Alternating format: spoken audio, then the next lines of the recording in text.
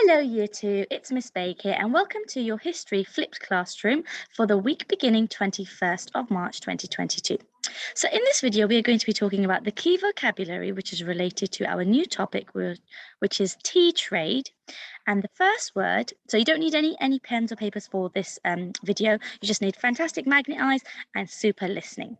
So the first word that we are going to be learning is, let me just move myself up, is the East India Company. East India Company.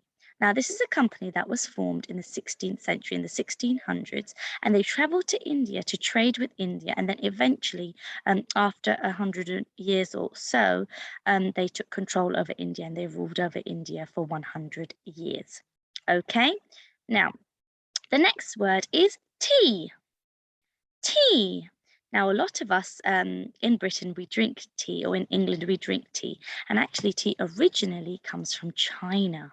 Okay, so these are tea leaves. So it's actually like a plant. They're leaves, and then they are dried, and some of them are crushed, made into powder, and then put into tea bags. And then we have our wonderful tea that we all love so much. Right, next word is Britain. Britain. So Britain is another word for saying the United Kingdom. Next, we have commodity. Commodity. Now, commodities is the same meaning as goods. Goods. So commodity or goods means something that is valuable. Valuable means an object or something that is expensive. Okay, so over here we have different spices. So the East India Company, they initially were trading spices with India, and they were trading tea with China. In the middle here, this blue stuff, this is called indigo dye. Indigo dye. So it's what you can, what is it called? Dye your clothes with, or like change colors with blue. And then over here on the far right, we have a cotton plant. So these little white, sort of like, they look a bit like candy floss. This is actually the material which most of our clothes are made out of, cotton. Okay, so these are the goods or the commodities which were traded, which moves on to our next. Actually, hang on, let me go to trade first because I've just used that, otherwise you won't understand. So trade is when you give something and take something in return. So this person over here is giving away some seeds and is actually trading. So he's trading the seeds with the apples.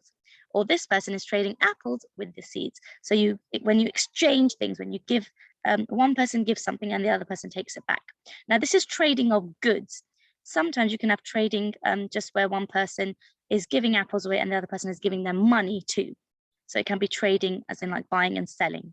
But we're talking about, for our history specifically, we're talking about trading goods.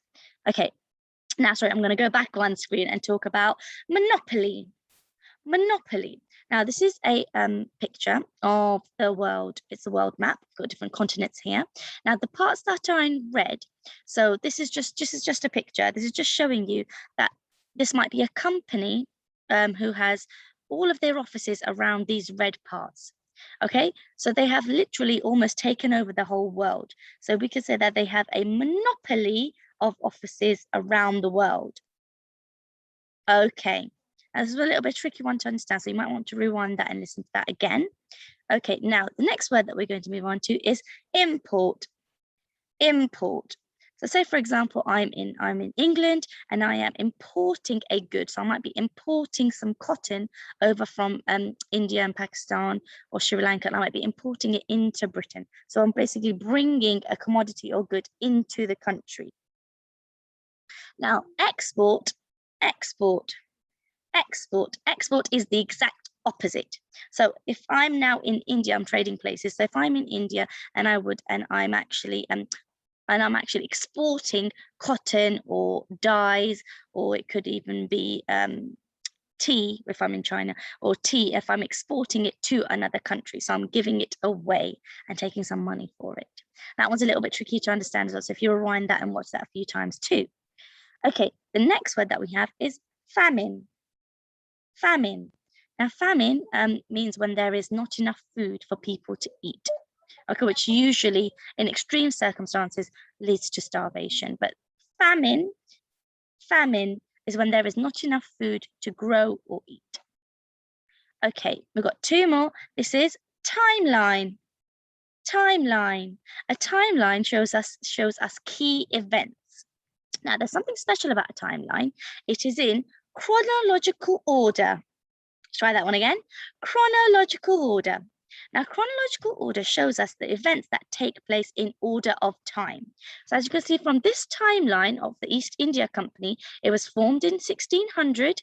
And then at the end, we've got the next key date, then the next key date, then the next one all the way through. And then the last key date we have is 1858, which is when their rule ended over India in 1858. So all of these events are in chronological order. They start from the very earliest date all the way up to the last date. Okay, Year 2, thank you so much for joining me. I hope you've enjoyed this video. Please make sure you watch it a couple of times because there are a few tricky words in there. And when you have watched this video, come into school and tell your teacher the secret word, which is oolong tea. Okay, that's your secret passcode. Your secret word is oolong tea. If you say that to your teacher, they will know that you've watched this video. Okay, Year 2, I'll see you next time. Bye-bye.